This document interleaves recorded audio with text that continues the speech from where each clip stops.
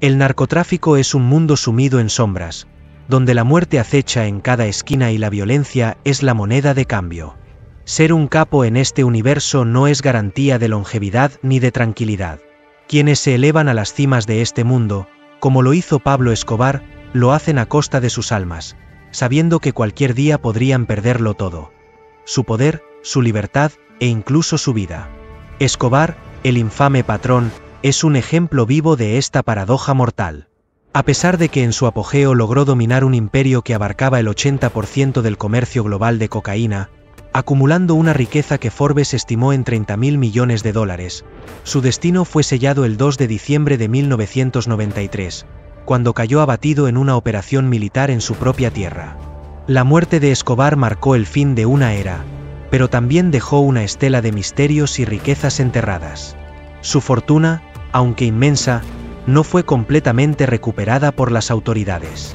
Se especula que una fracción significativa de su riqueza, oculta en lugares secretos y almacenada de formas ingeniosas, aún permanece perdida, alimentando leyendas y búsquedas que persisten hasta nuestros días. Aunque el gobierno colombiano logró confiscar una parte considerable de sus bienes, se estima que solo una pequeña porción de su fortuna real fue rastreada.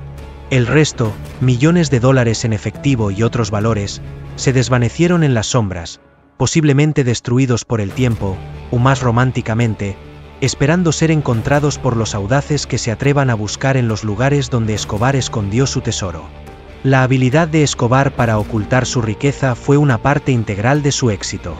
Desde campos remotos hasta las paredes de sus propias mansiones, Escobar dispersó su fortuna en una red intrincada de escondites.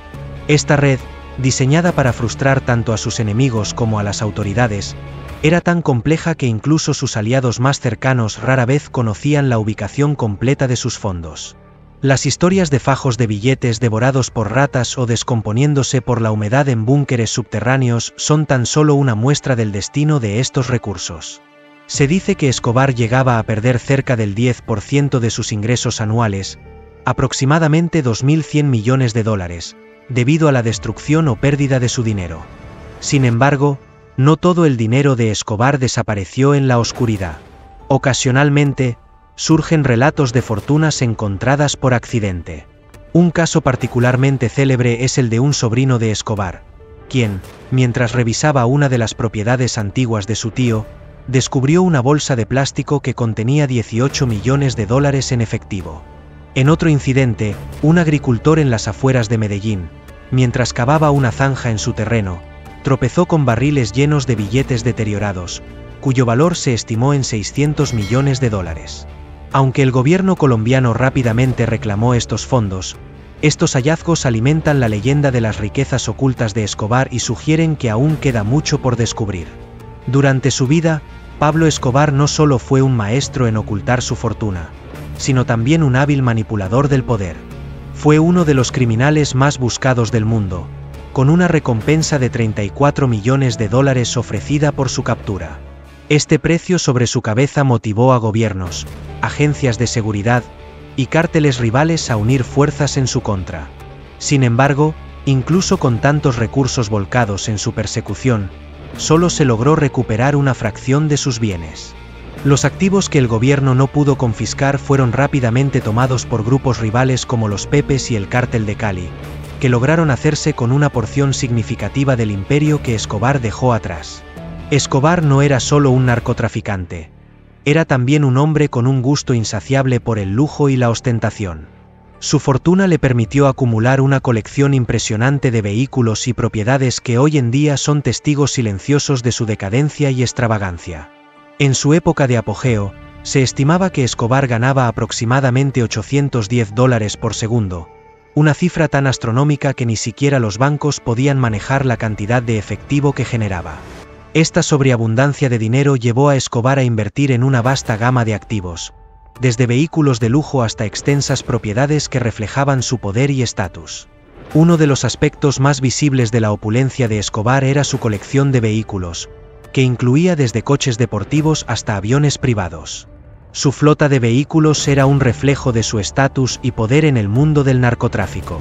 Entre estos vehículos, Uno de los más icónicos era su Mercedes 600 Pullman de 1972, un símbolo de su ambición de ser visto como un jefe de Estado no oficial. Este coche, valorado en $200.000, fue una pieza central en su colección, hasta que fue destruido en un atentado perpetrado por el Cártel de Cali en 1988.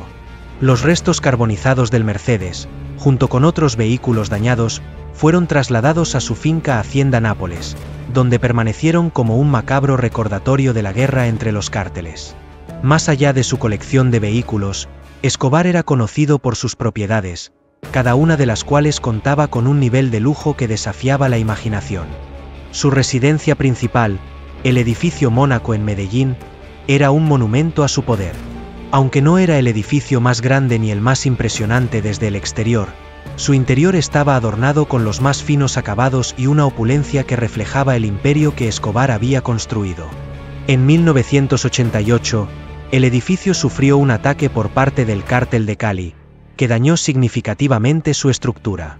A pesar de ello, continuó siendo un símbolo de la riqueza y el poder de Escobar hasta después de su muerte, cuando el gobierno colombiano lo confiscó y finalmente lo demolió en 2018. En su lugar, se erigió un monumento en honor a las víctimas del Cártel de Medellín, un intento de transformar un símbolo de terror en un lugar de memoria y reconciliación. Otra propiedad que destacaba por su lujo era La Manuela, una finca ubicada en Guatapé, un destino turístico cercano a Medellín. La Manuela, llamada así en honor a la hija de Escobar, era un refugio privado donde podía escapar de la presión constante de su vida como capo. La finca no solo era un hogar, sino un centro de entretenimiento completo, equipado con un helipuerto que también servía como campo de fútbol, y establos para su colección de caballos pura sangre. Sin embargo, la violencia que rodeaba a Escobar no dejó intacto este refugio. 8 meses antes de su muerte, la finca fue atacada con 200 kilogramos de TNT por un cártel rival, dejando gran parte de la propiedad en ruinas.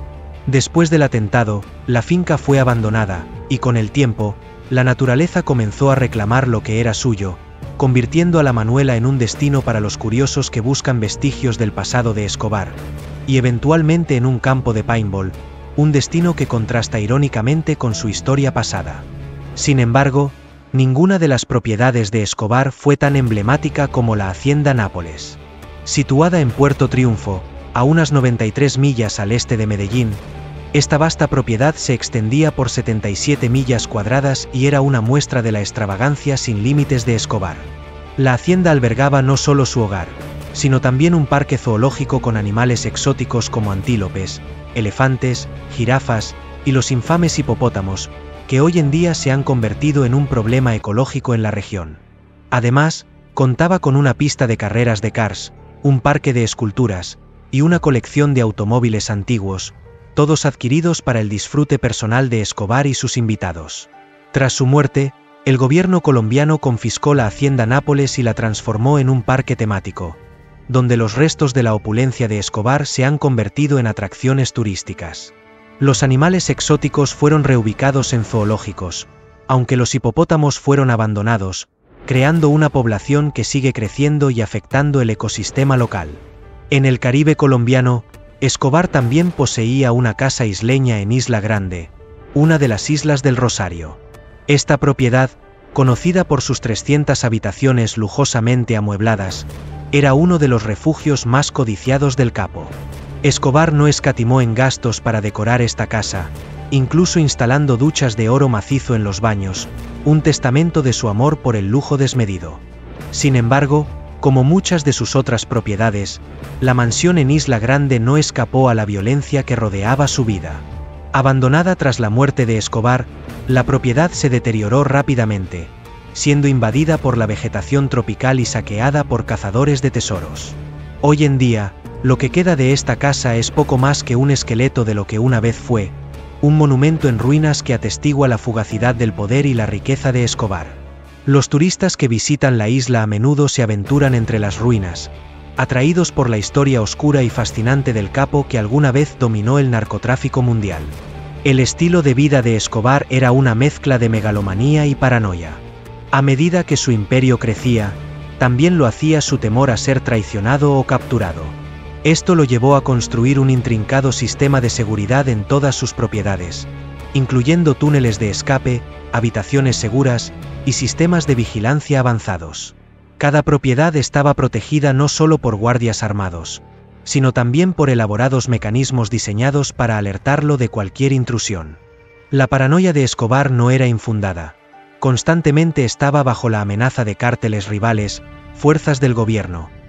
En sus últimos años, del grupo paramilitar Los Pepes, quienes estaban decididos a destruirlo a cualquier costo.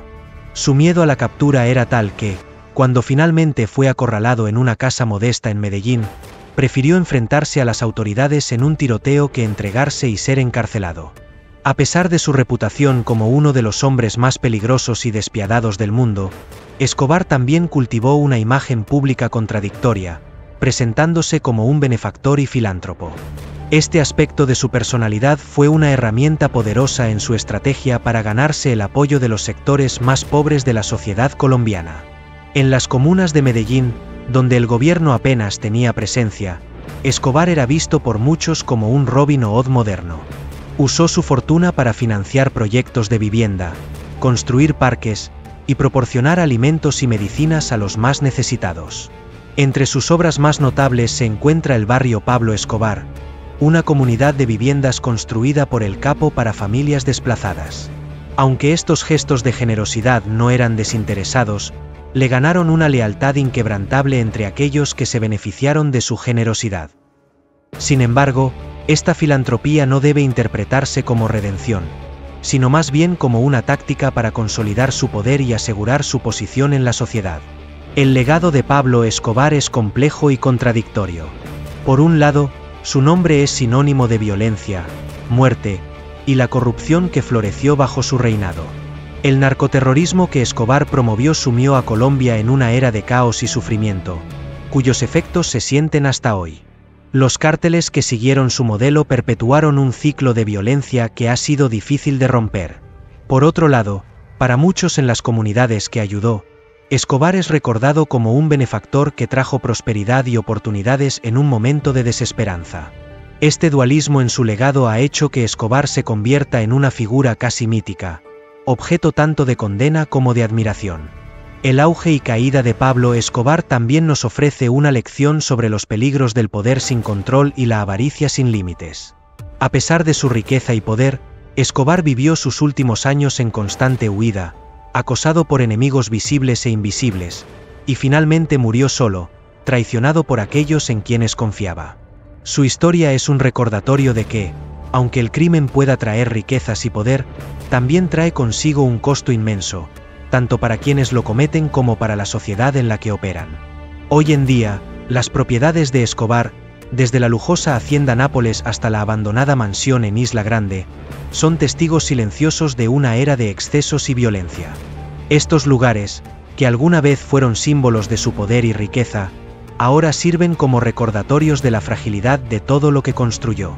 En lugar de imperios, lo que queda son ruinas, devoradas por el tiempo y la naturaleza, visitadas solo por aquellos que buscan entender o experimentar un fragmento del oscuro legado que dejó. El interés por la vida y la muerte de Escobar no ha disminuido con el tiempo. Al contrario, su figura ha sido inmortalizada en la cultura popular, en series de televisión, películas, libros y documentales que exploran su vida desde múltiples ángulos. La fascinación por Escobar revela tanto una curiosidad por la historia del narcotráfico como una atracción por el poder y el peligro que encarnaba. Aunque el hombre ha muerto, la leyenda de Pablo Escobar sigue viva, y con ella, las historias de su fortuna perdida, sus propiedades en ruinas, y las huellas que dejó en la historia de Colombia. En última instancia, Pablo Escobar es recordado como una de las figuras más notorias y complejas del siglo XX. Su legado es una mezcla de horror y fascinación, un recordatorio de los extremos a los que puede llegar el ser humano en su búsqueda de poder y riqueza. Las propiedades que dejó atrás, ahora vacías y en ruinas, son monumentos a una vida marcada por el crimen y la violencia, pero también por un carisma y una audacia que pocos han igualado. En estas ruinas, se puede ver tanto el ascenso meteórico de un hombre que controló un imperio global, como su inevitable caída, un destino sellado no por la justicia, sino por las mismas fuerzas oscuras que él desató.